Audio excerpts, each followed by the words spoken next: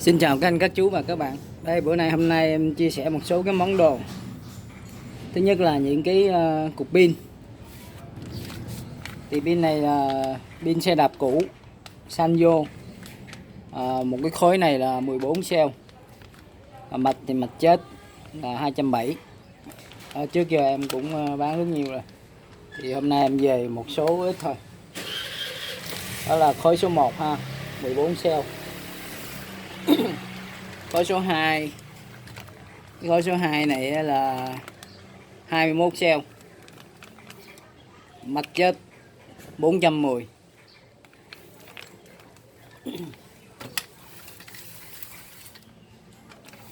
Gói số 3. Cái số 3 này là 28 cell. Mạch chết 540. Thì tất cả những cái đồ này em bán không có bảo hành nha. Mua nguyên khối về hên xui thôi. Em lấy về cũng hên xui thôi. Còn ai muốn chắc á thì có thể mua pin mạch sống. Đây, mạch sống. Cái khối này là 14 cell, mạch sống và 300.000. Em sẽ đo ha.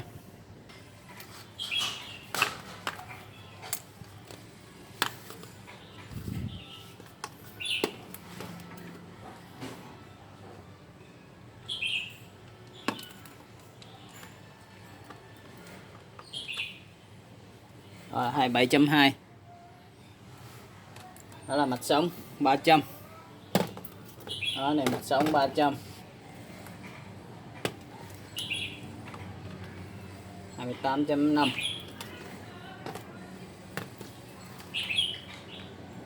28. Đó, cái này thì nó hơi bị bể nè, người ta dán băng keo lại. Đó, thì một khối này là 300.000. Trong đó có 14 cell. Khối số 5 này là 440, mạch sống luôn. Thì trong này có 21 cell, 440. 28.1V là những khối mạch sống. Thì mọi người nếu như chưa có nhu cầu sử dụng nhiều á, mua ít thôi, thì đây em có tháo lẻ ra và em đo nội chở cũng như là bao pin sống. Em test dung lượng luôn, nó phải trên dưới khoảng 2.000 à. Thì em sẽ bán với giá là 25.000 một viên. Một cell là 25.000. Đó. Mọi người mua lẻ thì mua mấy viên cũng được ha. 25.000 một viên. Thì mọi người lưu ý là nhớ coi kỹ cái video của em làm cũng như giá. Thì vừa rồi có một anh mua hàng của clip của tuần trước á, nay đang bị trả hàng về là vì cái máy vít gốc 1.450.000. Mà anh coi sao mà anh kêu có 450, ship đi anh không nhận. Thế là đang trả về, mất tuần mà chưa về tới nữa, mà cũng không phải ở đâu xa, nó ngay trong thành phố Hồ Chí Minh thôi. Đó, thì mọi người lưu ý giùm em cái đó ha. Cái thứ hai nữa, mọi người mà đặt hàng á, thì cũng ráng để điện thoại để nhận hàng. Thì cái người ta giao hàng, người ta giao tới nơi mà điện không được nữa, người ta bực mình, người ta trả hàng luôn, là cái thứ hai. Cái thứ ba nữa là với cái clip trước cũng có một cái hàng cũng đang bị trả về. Anh bảo anh mua xong rồi người ta giao hàng đấy, anh kêu là không có đặt. Đó, thì mọi người lưu ý nếu như chưa có nhu cầu mua á, thì xem giải trí thôi, xem cho vui thôi, hoặc không thích á, thì thôi khỏi xem những kênh khác cũng được. Em rất là cảm ơn nha. Đó là ba cái vấn đề người ta lưu ý. Rồi cái số 6. Số 6 bữa nay là một cái sạc Nati nha. Cục sạc này còn rất là mới nha, 150. Sạc này là của EZ0204. Sạc này là sạc 12V, 7.2, 9.6 mà 12V. Cắm điện thử.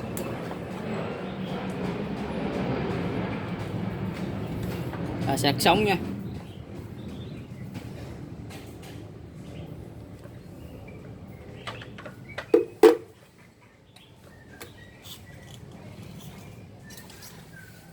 Rồi số 6 Nati, sạc Nati 12V, 150. Số 7 là gì ta? Số 7 là cái sạc Hitachi 7.2 đến 14.4V, 150 luôn.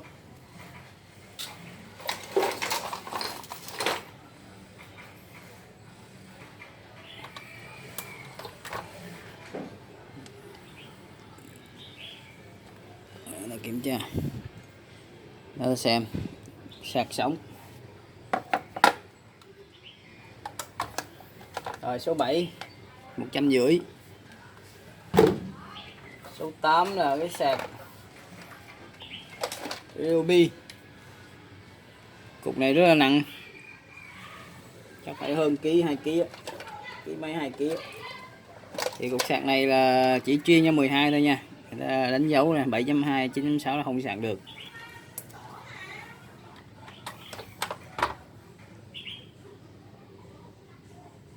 Cái này chắc cắm nó mới lên.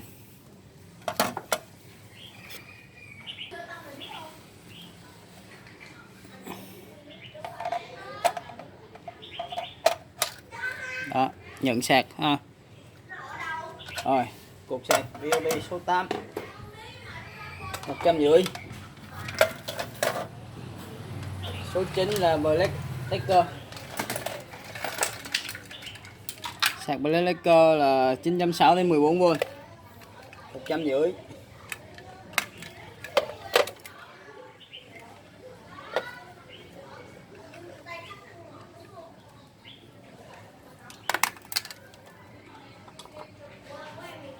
Tất cả các cái sạc này là sạc zin, cho nên là mọi người lưu ý cắm điện 100 nhé. Rồi số 9 150. Số 10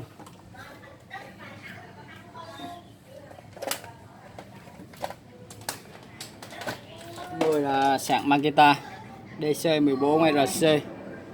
Số 10 này 300.000.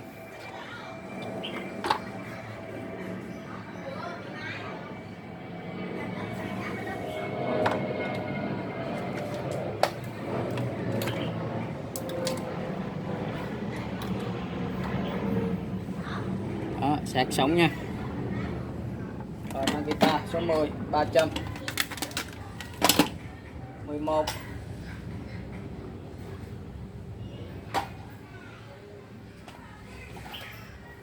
11 là sạc Nati. Cái này có hai loại, một loại là Pana, loại này là Pana Nati 7.2 đến 28.8V. Thì cục này là 500, bao sống nha. Mọi người có thể ra bãi mua hên xui cũng được, có chỗ nó cũng bán 400, bộ bán 500 cũng hên xui luôn. Nhưng mà em ở đây là em bao sống, bao sống thôi nha. Mọi người lưu ý cắm điện 100, không có bảo hành nha. 11 500. 12 đây 12 là cái máy Hilti. Máy này trước Tết em có đăng rồi, gửi đi mà thuê bao không liên lạc được. Đó, nó có rất nhiều vấn đề. Một là nghe không, kêu không có đặt là người khác, người đây là thuê bao luôn. Thì anh này cũng là mua mấy lần rồi, không biết số điện thoại có vấn đề gì thôi, gọi không được. Đó, thì gửi đi gửi về là hơn tháng trời. Bỏ pin của nó này, vẫn còn các cái tay vẫn còn 2 cái. Đó là vỏ pin của nó đó. Mọi người xem kỹ ha, ngoại hình của máy.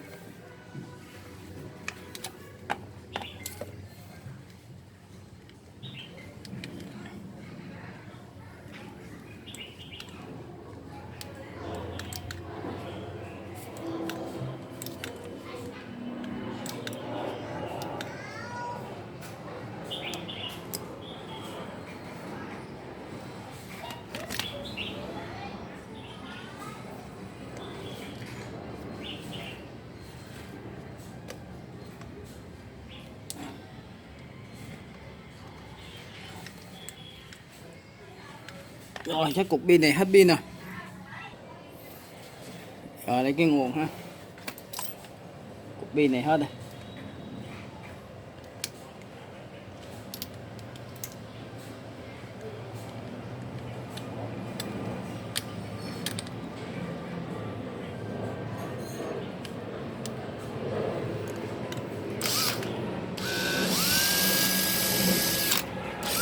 2 tốc độ nha.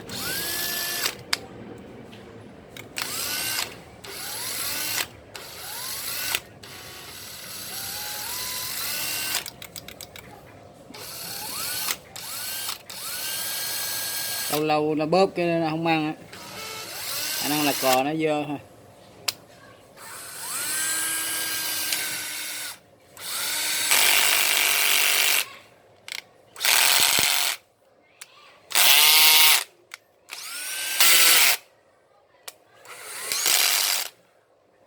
Đó, cũng khá mạnh. Rồi máy Hilti 12V không? Chắc vậy qua.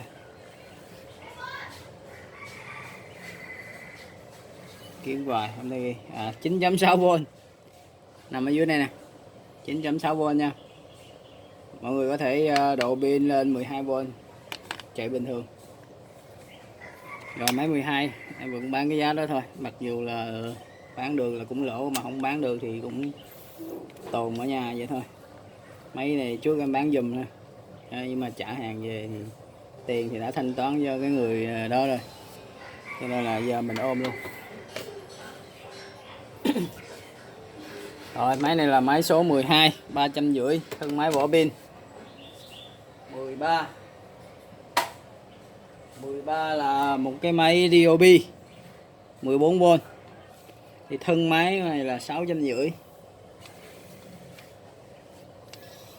Vỏ pin Ryobi này là một hàng, pin zin 300.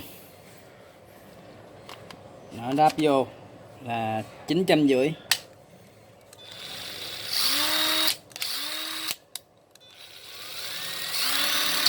Máy chưa vệ sinh.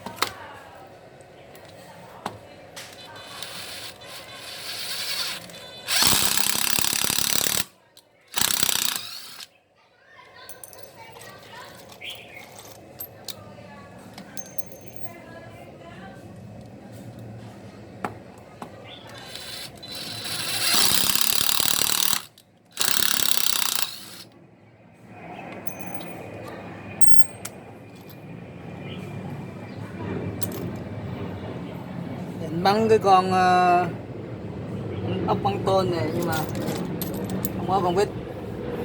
Rồi vậy thôi. Rồi cái máy này là 650, pin 300 là 950. Ai muốn mua pin, mua máy bắn pin, ai muốn mua máy bắn máy, cục sạc zin Ryobi 300. Mọi người bây giờ ra bãi mà kiếm được cái cục pin này nó hô 300 là lẻ. Nó bán hên xui, nhiều chỗ nó hô 400.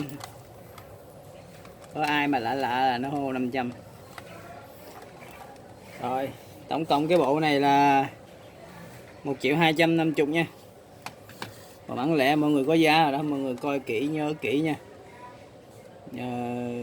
Và cân nhắc trước khi đặt hàng, chứ mọi người gọi coi xong rồi mọi người lại điện thoại hỏi coi máy đó nhiều tiền, rồi hỏi coi có bao ship hay không. Bao ship với điều kiện mọi người chuyển khoản.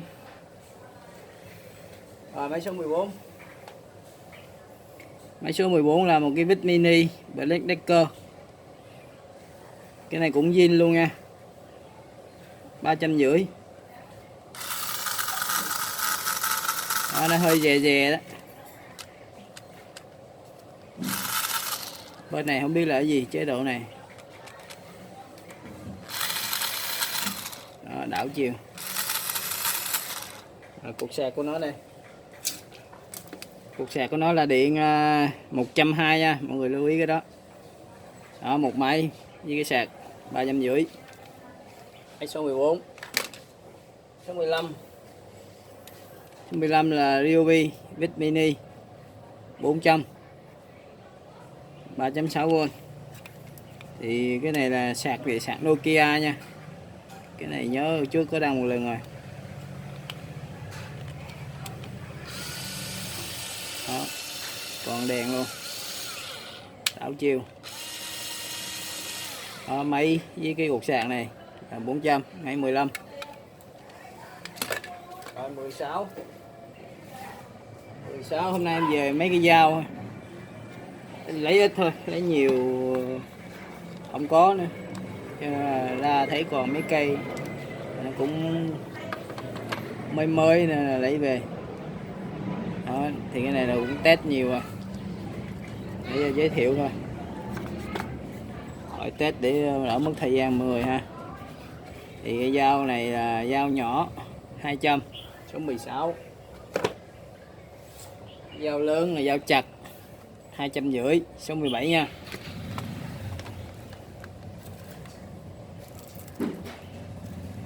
Đó, chỗ này nó có dao băng này, có cái chữ dao băng này. Còn cái chữ dưới là tiếng Anh hay tiếng gì đó không biết đọc.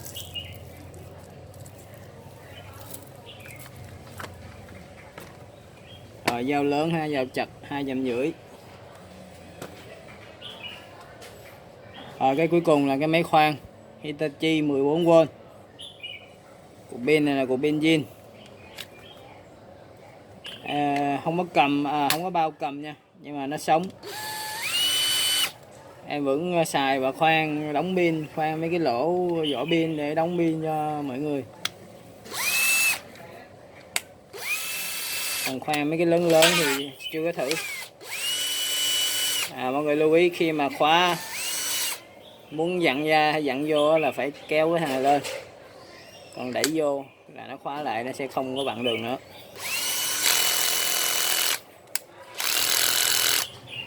Thì cái máy này là máy pin sạc zin luôn. Cục sạc này là sạc 7.2 đến 24V. Đó là 1.250.000. Đó là tất cả những cái gì của cái clip ngày hôm nay. Đó, mọi người rất cảm ơn mọi người đã quan tâm theo dõi. Mọi người lưu ý dùm em 3 cái. Thứ nhất là máy toàn bộ là em chưa có vệ sinh, không có bao vận chuyển. Nếu như muốn bao vận chuyển thì chuyển khoản. Và cái thứ ba là em không có bảo hành đồ nha. Tất cả các thứ đồ mới, đồ cũ, đồ bán giùm hay không bán giùm đều không có bảo hành. Đó là 3 cái quan điểm bán hàng của em. Thì mọi người cảm ơn mọi người đã ủng hộ thời gian qua. Thì cũng xin lưu ý lại, mọi người có nhu cầu thực sự thì hãy đặt hàng, hãy gọi điện. Chứ đặt hàng xong rồi lại không nghe máy rồi nói là không có đặt hàng nữa thì rất là mất thời gian của nhau. Chứ cái tiền ship mấy chục ngàn nó không quan trọng. Chúng ta lòng tin của mình mới là quan trọng. Cho nên là tin mọi người đã đặt hàng thì nhận. Bởi vậy cái kênh của em không có những cọc là như vậy. Chứ mọi người cứ chơi nhau làm gì đó, mất cái thời gian nha. Thời gian là cái quý giá nhất trên cái đời này. Anh ta đánh mất cái thời gian nó đi làm gì, đánh mất cái thời gian của mình mà còn ảnh hưởng đến người khác thì nó quả là không nên. Rồi cái cuối cùng, cái máy này rất ít sử dụng, của một anh Minh ở Bình Dương đã gửi lên nhờ em đăng dùm. Thì cái máy này là máy gì, mở ra cho mọi người xem. Đó nè, còn giấy ha. Đó, hồi anh mua của Thích Làm Mộc là 1,5 triệu. Giờ nhờ chú bán dùm cho anh khoảng 500. Đó thì theo nguyện vọng của anh em sẽ đăng 500. Đó, ai chuyển khoản thì em vẫn bao ship bình thường. Thì em chỉ lấy 10% của cái máy này thôi, là khoảng là 50.000. Chuyển khoản bao ship nữa, có khi nếu mà ở xa xa nó lên 55.000 chẳng hạn thì em phải bù vô 5.000. Còn nếu như gần gần như nó 35-40.000 thì em còn mấy ngàn. Đó. Thì cái máy này là máy cưa lọng và đục tôn. Thì chúng ta sẽ kẹp cái máy vô đây. Ở đây có một cái tay cầm vặn vô đây.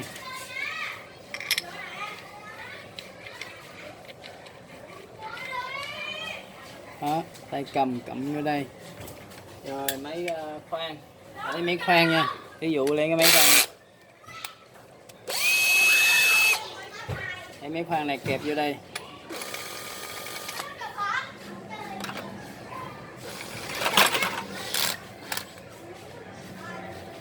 Rồi.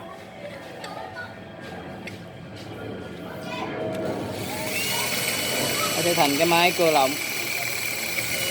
Thì máy mạnh thì nó sẽ chạy mạnh, mà máy yếu thì nó sẽ chạy yếu. Có điều tốc thì nó sẽ điều tốc, chậm nhanh dần.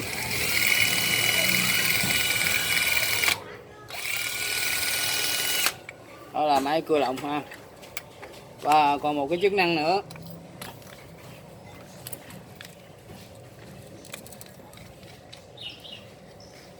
Thì em cũng chưa có thời gian mà nghiên cứu nhiều ha, thì được nghe anh chia sẻ thôi. Là cái đầu bên này là đầu cắt tôn, đầu bên kia là cưa lộng, thì đầu bên này là cắt tôn. Không biết cầm kiểu gì á. Đó này.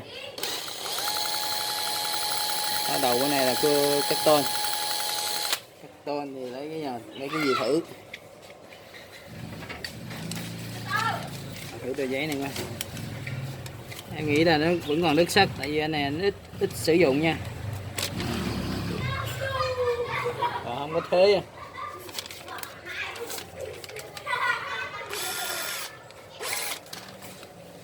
Lấy chân bóp.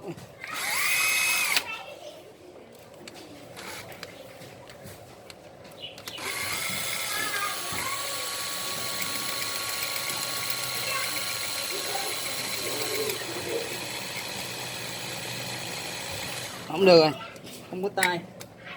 Đó, những lúc như thế này ước gì mình mọc thêm một cái tay nữa nha.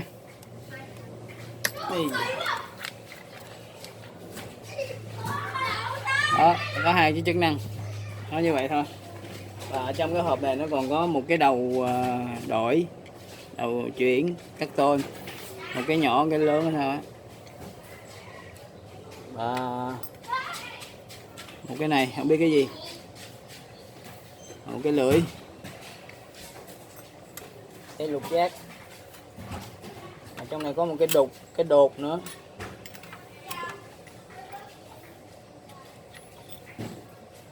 Đó, một cái tì. Đó. Đó là toàn bộ những cái gì ở trong này có.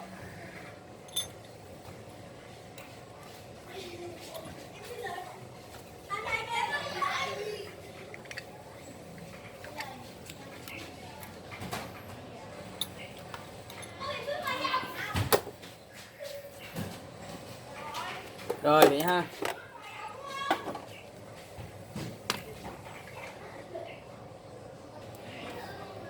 Cái quỹ thiện nguyện của em, xin lỗi cứ lộn người của em rồi, của cộng đồng mạng kênh của em ha. Thì vừa rồi là có anh Tân ở Tân Phú là ủng hộ 15k.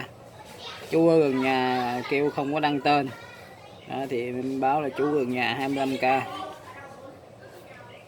Thì đấy cộng vô là 30, 40, cộng với 2 triệu 7 2 ngàn là 27. Ủa 3 triệu 1,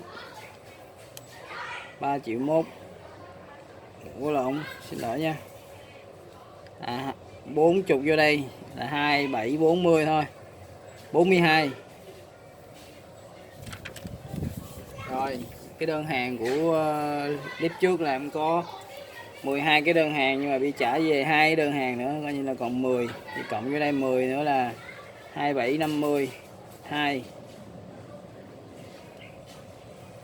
27 52 10 đơn hàng.